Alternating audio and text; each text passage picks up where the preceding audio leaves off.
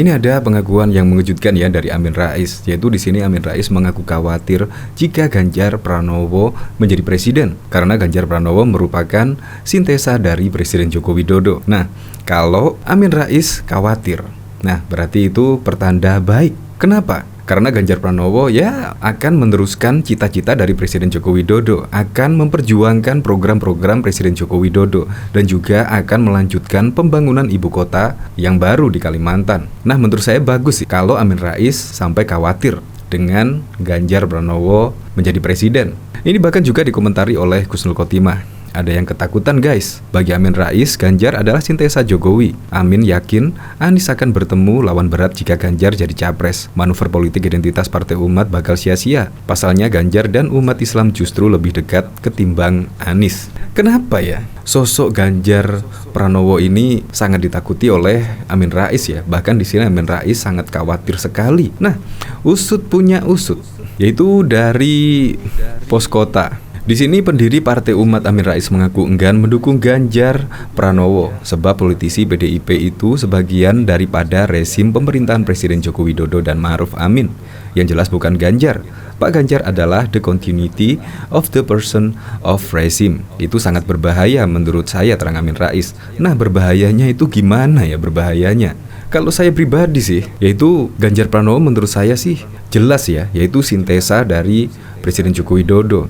Kita bayangkan di mana-mana Presiden Joko Widodo melakukan kunjungan kerja. Di situ pun masyarakat berkumpul, senang, yaitu melihat presidennya. Gak ada loh presiden yang sampai saat ini seperti Presiden Joko Widodo. Ya hanya Presiden Joko Widodo lah yang bisa membuat masyarakat cinta kepada presidennya. Itu terbukti apa? Terbukti hasil survei tingkat kepuasan kepada Presiden Joko Widodo mencapai 78% lebih. Itu berarti kan hampir mayoritas masyarakat Indonesia puas dengan kinerja Presiden Joko Widodo dan Ma'ruf Amin. Bayangkan, di mana-mana sudah ada program-program pembangunan dimanapun, di pelosok-pelosok daerah juga sudah merasakan dampak pembangunan dari Presiden Joko Widodo. Jadi pantaslah kalau Presiden Joko Widodo itu sangat dicintai masyarakatnya, dan juga terbukti yang lebih mirip untuk meneruskan program-program atau kinerja dari Presiden Joko Widodo yaitu Ganjar Pranowo juga pemberani, terbukti pungli-pungli pada saat di periode pertama Ganjar Pranowo memimpin Jawa Tengah. Itu terbukti pungli-pungli juga sudah diberantas sejak dahulu kala. Pak Ganjar Pranowo juga tegas. Jadi menurut saya, kalau Pak Amin Rais ini khawatir bila Ganjar Pranowo menjadi presiden, berarti sudah tepatlah pilihan kita, yaitu untuk mendukung Ganjar Pranowo sebagai calon presiden 2024. Ya, semoga sajalah dipilih oleh Ibu Megawati menjadi capres untuk meneruskan program-program dari Presiden Joko Widodo. Nah, jadi saya penasaran di sini. Kira-kira komentar-komentarnya bagaimana ya? Oke, baik. Makin semangat nih dukung Pak D Ganjar Pranowo maju jadi capres. Gaspol pokoknya. Hahaha. Hanya satu solusi bagi AR. Angkat dan kibarkan bendera putih tanda menyerah. Sembako udah bertaburan, tapi satu pun belum ada partai yang melirik. Kasihan Ganjar gak laku. Nah, ini bahkan juga ada yang memposting sebuah video ya. Saya akan jalan kaki Jakarta Jogja bolak-balik, kalau perlu sambil engklek ya. Wow. Saya akan. Nah, siapapun itu presidennya, ya semoga saja bisa membuat Indonesia lebih maju, dan yang paling penting adalah meneruskan cita-cita dari presiden-presiden sebelumnya. Untuk lebih lengkapnya simak berita berikut ini, Good News Indonesia. Amin Rais mengkhawatirkan bila Ganjar Pranowo terpilih sebagai presiden dalam Pilpres 2024. Bukan saja khawatir, dia mengaku menyebut bahwa sosok Ganjar Pranowo sangat berbahaya. Hal ini diungkapkan oleh Amin Rais di channel Akbar Faisal Unsensor pada 24 Februari 2024. Mantan Ketua Pimpinan Pusat Muhammadiyah ini menyebut Capres Ganjar di Pilpres 2024 adalah ancaman. He is the continuity of the person regime, ujarnya. Bagi Amin Rais, Ganjar adalah sintesa Jokowi. Saya tidak lihat di tokoh lainnya, karena itu dia berbahaya, tegasnya. Amin yakin Anies Baswedan akan bertemu lawan berat jika Ganjar jadi capres di Pilpres 2024. Manuver politik identitas Partai Umat bakal sia-sia. Pasalnya Ganjar dan umat Islam justru lebih dekat ketimbang Anies. Istri Ganjar, Siti Atikoh Supriyanti, adalah cucu Kiai Hisham Akarim, tokoh Nahdlatul Ulama yang disegani warga Nahdliyin. Anies memang mewakili umat Islam, ungkap pendiri Partai Umat ini. Tapi masalah besar yang lebih besar jika Ganjar jadi capres 2024. Bahkan Ketua Majelis Syuro Partai Umat Amin Rais mengungkapkan partainya lebih memilih seorang capres yang pernah kalah 3 kali dalam pemilihan presiden ketimbang mendukung Ganjar Pranowo. Sosok capres yang akan didukung Partai Umat itu adalah Prabowo Subianto. Menurut Amin, Prabowo menjadi alternatif pilihan jika nantinya Anies Baswedan gagal mendapatkan tiket menuju Pilpres 2024. Misalnya, Pak Anies tidak dapat tiket, tinggal Pak Ganjar dan Pak Prabowo, otomatis kita dukung Pak Prabowo, ujar Amin Rais dikutip dari YouTube Akbar Faisal Unsensor pada Sabtu 25 Februari 2023. Amin Rais mengaku sudah mengenal dekat dengan Prabowo. Ia tahu betul kelebihan dan kekurangan Ketua Umum Partai Gerindra tersebut. Apalagi, ujar Amin Rais, sudah pernah mendukung Prabowo sebagai capres pada Pilpres 2014 dan juga di Pilpres 2019 yang lalu. Karena kita sudah tahulah gimana kelemahan dan juga kelebihan Pak Prabowo, tegasnya. Lebih lanjut, pendiri Partai Umat itu mengaku enggan mendukung Ganjar sebab politisi PDIP itu bagian daripada rezim pemerintahan Presiden Joko Widodo dan Ma'ruf Amin. Yang jelas bukan Pak Ganjar. Pak Ganjar adalah the continuity of the person of rezim. Itu sangat berbahaya menurut saya, terang Amin. Sebelumnya, Partai Umat mengatakan dukungan terhadap Anies Rashid Baswedan sebagai Capres 2024 mendatang.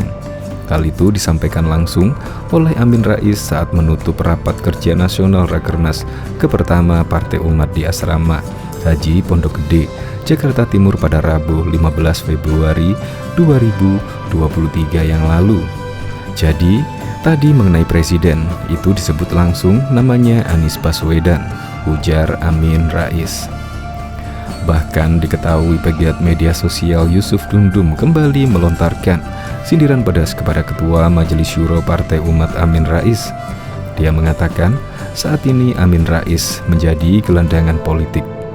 Hal itu disampaikan Yusuf Dundum dalam akun Twitter pribadinya pada Selasa 20 Desember 2022. Saya nggak meledek, tapi memang beneran kan Partai Umat jadi partai bebek lumpuh? Bahkan Ketua Majelis Syuronya jadi gelandangan politik, ujar Yusuf Dundum dikutip dari Newsworthy. Sebelumnya KPU RI telah menetapkan sebanyak 17 partai politik dinyatakan memenuhi syarat untuk lolos tahapan verifikasi administrasi dan faktual sehingga berhak menjadi peserta pemilu 2024 pada Rabu 14 Desember 2022. Adapun partai politik yang dinyatakan memenuhi syarat sebagai peserta pemilu 2024 itu yakni PAN, PBB, Partai Buruh, PDIP, Partai Demokrat, Partai Garudra, Gelora, Gerindra, Golkar, Hanura, PKS, PKB, PKN, Nasdem, Perindro, P3, dan PSI. Adapun salah satu partai politik yang sampai mengikuti verifikasi faktual dan dinyatakan tidak memenuhi syarat sebagai peserta pemilu 2024 yakni Partai Umat. Ketua DPW Partai Umat NTB, Yuliadin, yang dikonfirmasi terkait keputusan KPU tersebut mengatakan bahwa pihaknya akan melayangkan gugatan hukum ke Bawaslu untuk berjuang agar Partai Umat dapat lolos sebagai peserta pemilu 2024. Insya Allah pengurus DPP dan seluruh DPW, DPD, dan DPC tetap solid karena DPP akan melakukan upaya-upaya hukum ke Bawaslu dan tim hukum DPP sudah menyiapkan gugatan ke Bawaslu, ucap Yuliadin. Menurutnya, bahwa pihaknya berkeyakinan kuat akan memenangkan gugatan di Bawaslu karena didukung oleh data yang valid dan juga bukti-bukti yang kuat yang menunjukkan bahwa Partai Umat memenuhi syarat untuk menjadi peserta pemilu 2024. Tentunya dengan data-data yang insya Allah cukup dan juga valid, sehingga Partai Umat akan tetap menjadi peserta pemilu 2024. Katanya penuh optimistis. Ditegaskan Yuliadin bahwa sampai saat ini semua struktur, pengurus, dan kader Partai Umat masih solid dan tetap optimis akan lolos menjadi peserta pemilu 2024. Bahkan Denny Siregar dengan tegas buka suara terkait dengan ramainya isu akan dugaan Jokowi memiliki dan menggunakan ijazah palsu.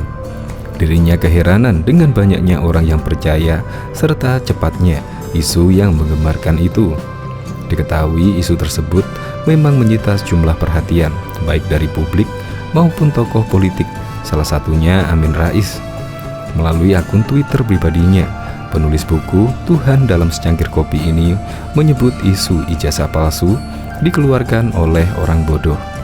Bukan hanya itu saja, pria yang dikenal sebagai loyalis Presiden Joko Widodo dan juga Ganjar Pranowo ini juga menyebut orang yang meramaikan dan percaya dengan tudingan Jokowi menggunakan ijazah palsu saat pemilihan Presiden 2019 adalah orang bodoh. Isu ijazah palsu itu dikeluarkan orang bodoh, diramaikan oleh orang bodoh dan dipercayai oleh orang yang bodoh, ungkapnya pada Kamis 13 Oktober 2022 yang lalu. Isu ijazah palsu ini, kata Denny Siregar, menurutnya benar-benar menurunkan kualitas berpikir orang-orang.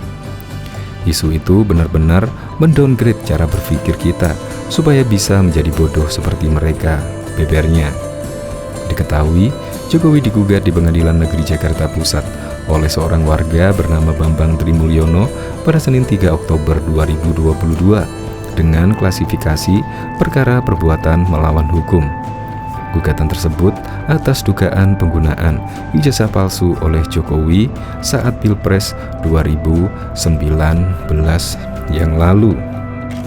Bahkan juga pendiri Partai Umat Amin Rais menjelaskan soal pernyataannya bahwa Partai Umat akan mengusung politik identitas. Menurutnya, politik identitas merujuk pada upaya kelompok marginal yang terpinggirkan dan menerima diskriminasi untuk membela diri mereka dari marginalisasi yang dilakukan oleh elit politik berkuasa. Dalam konteks ini, kelompok marginal yang dia maksud adalah umat muslim di Indonesia. Meski secara populasi umat Islam mendominasi, namun ia meyakini adanya upaya untuk meminggirkan umat Islam. Secara angka jelas muslim itu 88%. Tapi kalau kami lihat ada upaya, terutama dari rezim yang berkuasa untuk meminggirkan umat Islam yang tidak streamline, yang tidak bisa menjadi setrika, supaya kemudian hanya bilang iya terus dengan kemauan penguasa rezim. Kata dia dikutip dari YouTube Akbar Faisal Unsensor pada Minggu 26 Februari 2023. Atas kesadaran itu bahwa umat Islam terpinggirkan, Partai Umat menyatakan akan mengusung politik identitas. Dia kemudian menyoroti bagaimana sistem perekonomian Indonesia dikuasai oleh pihak-pihak tertentu untuk makin memperkaya diri mereka. Sementara itu, banyak rakyat yang masih lemah dan seolah tidak bisa menikmati hidup mereka.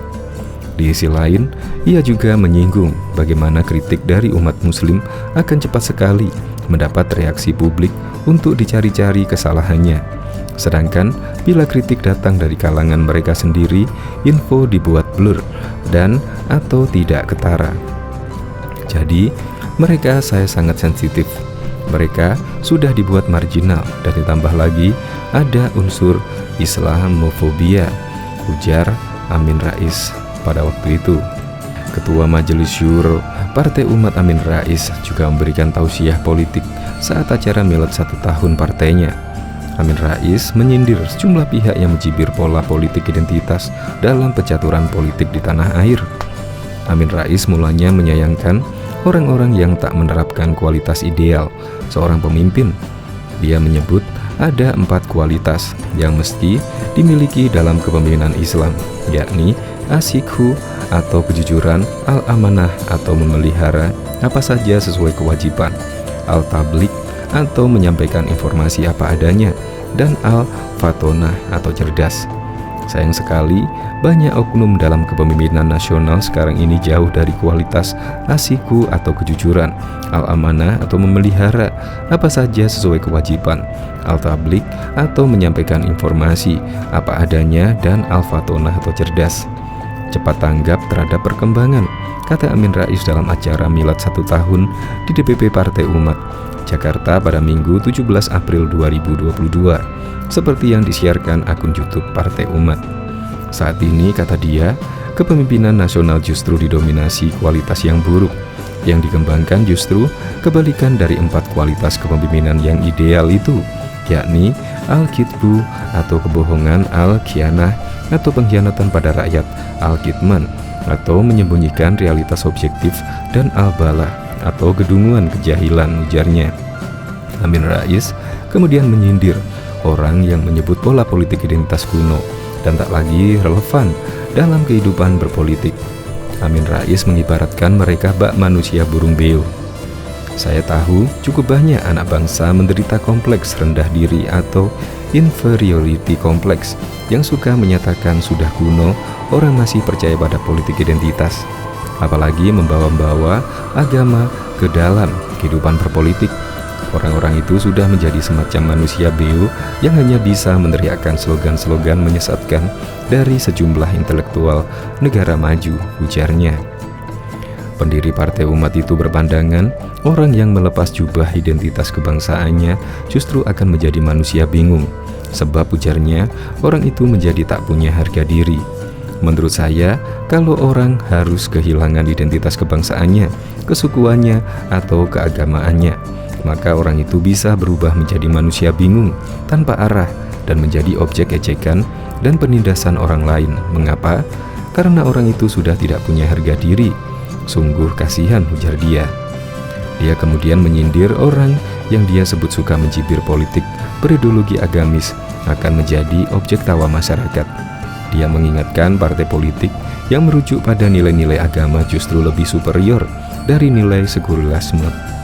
Kepada mereka yang so intelektual dan mencibir bahwa politik yang merujuk pada nilai-nilai agama akan menjadi objek ketawaan masyarakat, bisa saya ingatkan politisi dan partai politik yang menjadikan nilai-nilai yang datang dari agama justru bersifat superior dari nilai-nilai sekularisme, ujar Amin Rais.